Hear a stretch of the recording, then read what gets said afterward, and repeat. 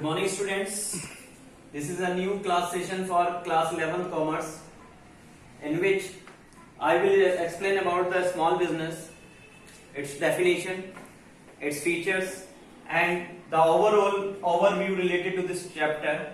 I will give you the overview of this chapter in this session and I will give you the important topics, important notes related to this topic, the small business, because it is very fruitful for the Indian economy, in which the Indian government are trying to provide the employment opportunities to the people, those are living in the rural areas. Generally, a small business is a type of business which is promoted by the government to create the employment opportunities in the rural areas, as well as it try to do the infrastructural development of the rural areas of our country.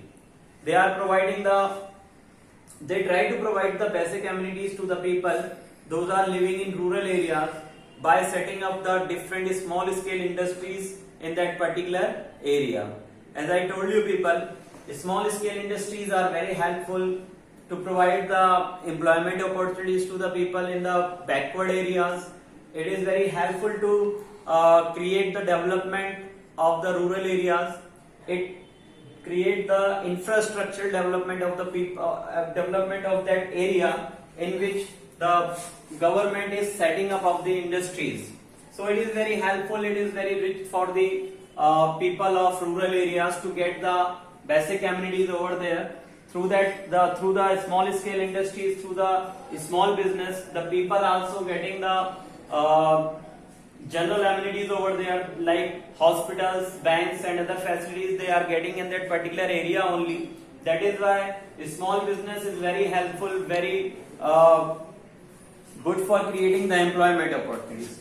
So after that I will come to the point that according to Micro, Small and Medium Enterprises Development MSMED Act 2006,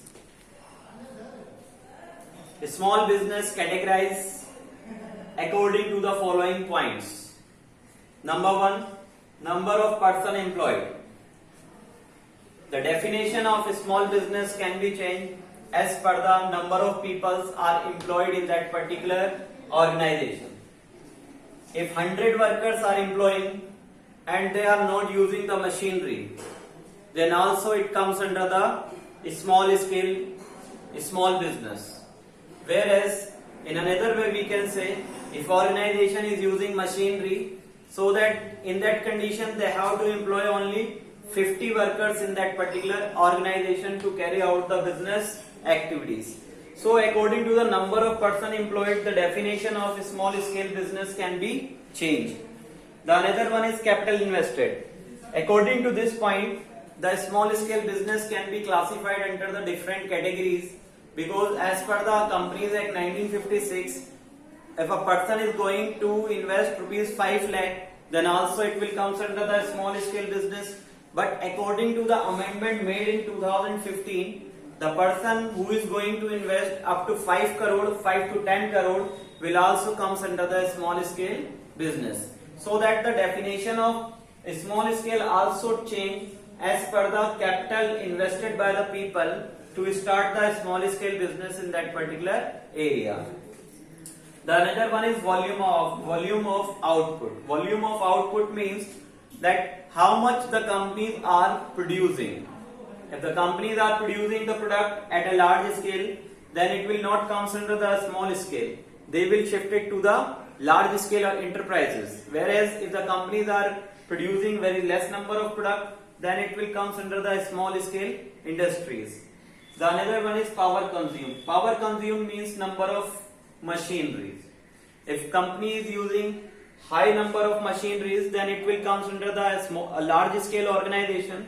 Whereas if the company is using very less machineries to operate the different business activities, then it will come under the small scale industries. So according to these points, we can also classify, we can also categorize the small scale business. We can take the example of number of people employed in that particular organization, capital invested by the person who is ready to start their business in the business, volume of output, that's mean how many product the company is going to produce, and the power consumed. That's mean how many machineries are how many machineries are using by the company to produce the product for the customer. So these things will comes under the definition of small scale business.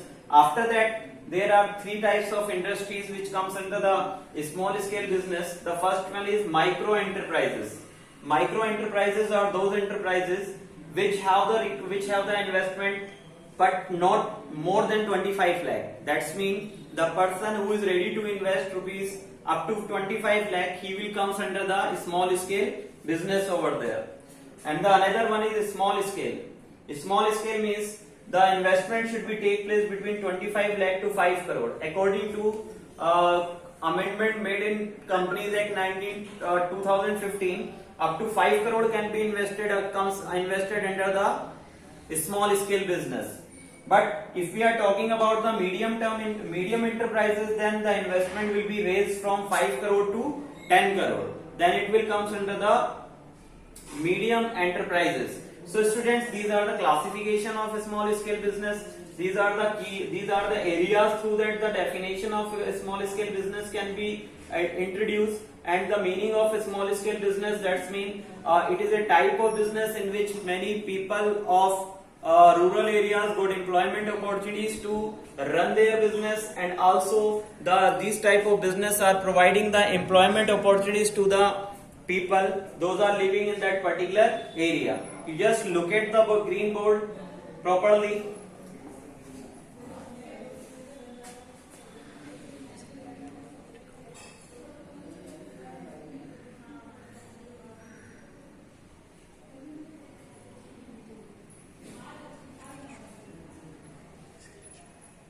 Take the screenshot of it and note it down in the fair notebook, because these points are not present in your book, NCERT book.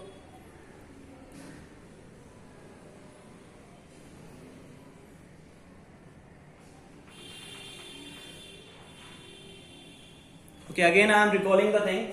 According to MSMD Act, this is a full form of MSMD, because it is very important and it can be comes in the examination also, that what do you mean by MSMED Act 2006. So it is given by the Indian government to promote the small scale business in our country, through that many people got the employment, got the opportunities to start their business over here, and to create the employment opportunities to the people those are living in the rural areas. Generally, it is very helpful, it is very fruitful to create the employment opportunities to the people those are living in the rural areas. It is generally started and promoted by the government to remove the migration of people from rural areas to urban areas, because many of people those are living in rural areas, they are having the work of agriculture only over there. But nowadays the people want to shift the work from agriculture to the other industries, so that the government is also taking care of the demand of the people, and they are providing the financial assistance through the Grameen Bank and other financial institutions to provide them financial assistance to start their business in that particular rural areas. And generally it is very helpful to create the infrastructure development of the rural areas, because the people those are living in a rural areas, they are facing different type of health related problem, they are facing the lack of education facilities over there, they are not having the different proper banking system, so that the government is trying to promote these all things with the help of small business over there. And it is also considered as a backbone for the development of the small scale industries in the rural areas of the country. So you just take it, revise it well, watch the video again and again to know it properly. And tomorrow I will explain about the role of a small business and features of a small business. If you have any problem, you may ask on my personal WhatsApp number. I will send you the notes of this topic also, so you will get it properly, and you should watch it again and again to know it properly. So student, if you have any problem, you can ask on my personal number. So it's enough for today. Stay home, stay safe. Thank you.